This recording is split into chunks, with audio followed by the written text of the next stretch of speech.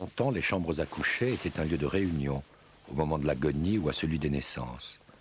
Il faut attendre le XVIIIe siècle pour que la chambre devienne un lieu d'intimité. Toutes les chambres à coucher et leur histoire, du XVe siècle à nos jours, au Musée des Arts Décoratifs jusqu'au 30 avril, au Musée des Arts Décoratifs à Paris.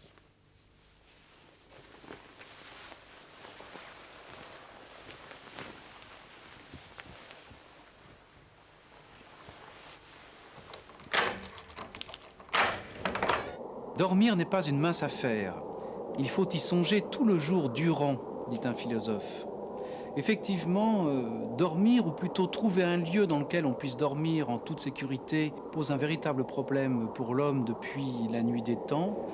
Et s'il a toujours mené une chasse au courant d'air absolument sans pitié, il a quand même fallu attendre le XIVe siècle pour qu'enfin, avec un développement économique, l'homme puisse trouver des réponses à ses besoins de confort.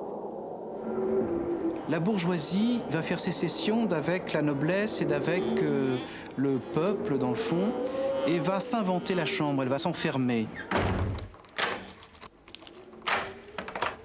Ça va être, cette chambre, la possibilité pour les femmes de pouvoir se mettre à avoir des attitudes d'hommes, notamment celle d'écrire. Ça va être la fameuse dispute des femmes qu'on trouve dans Rabelais.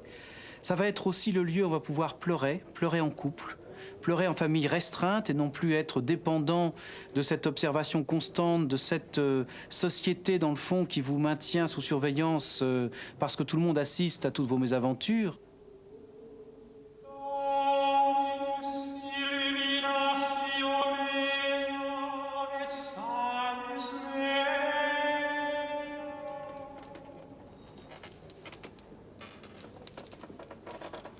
Cet effrayant Christ janséniste n'empêcha pas le cardinal de Rohan de trouver son confort dans une alcôve, ni l'escargot de transporter sa chambre. Si j'étais une muse, je soulèverais des peuples de poètes. Je soufflerais des mots de brûlante tendresse. Des mots qui effacerait les absences. Nous sommes sous l'Empire et monsieur et madame font chambre à part. Le couple se retrouve dans la chambre de madame, luxueuse, agréable, et derrière le lit se trouve un petit meuble très particulier, un en-cas, qui pouvait contenir de la nourriture si une petite faim survenait en pleine nuit. Pascal Diby, ethnologue, il est sur son terrain. Odile Nouvelle, conservateur, même des lits. On est dans le lit de Nana, là. Nous sommes dans le lit d'une des plus grandes courtisanes du Second Empire, les horizontales, comme on les appelait, Valtès de la Bigne. Valtès a séduit tout Paris. Elle avait énormément d'artistes parmi ses amis et sa chambre à coucher attirait les hommes les plus séduisants de l'époque. Elle a fait construire ce lit extraordinaire, énorme, l'un des tout derniers lits de parade. Et Zola y a glissé un œil, en effet, pour y décrire ensuite la chambre de Nana, la dernière chambre de Nana.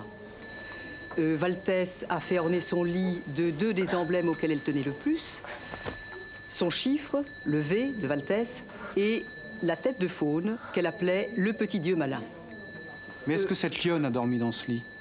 Elle y a dormi, elle y a aimé, elle y a initié Eliane de Pougy.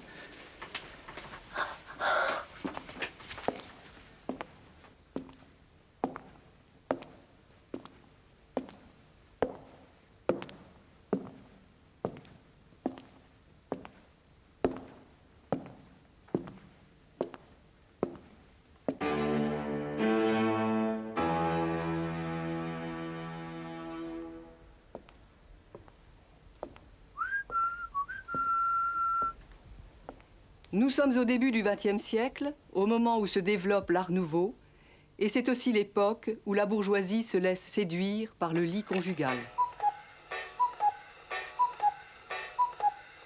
Enfin, l'homme réintègre la chambre. Enfin, l'homme réintègre la chambre.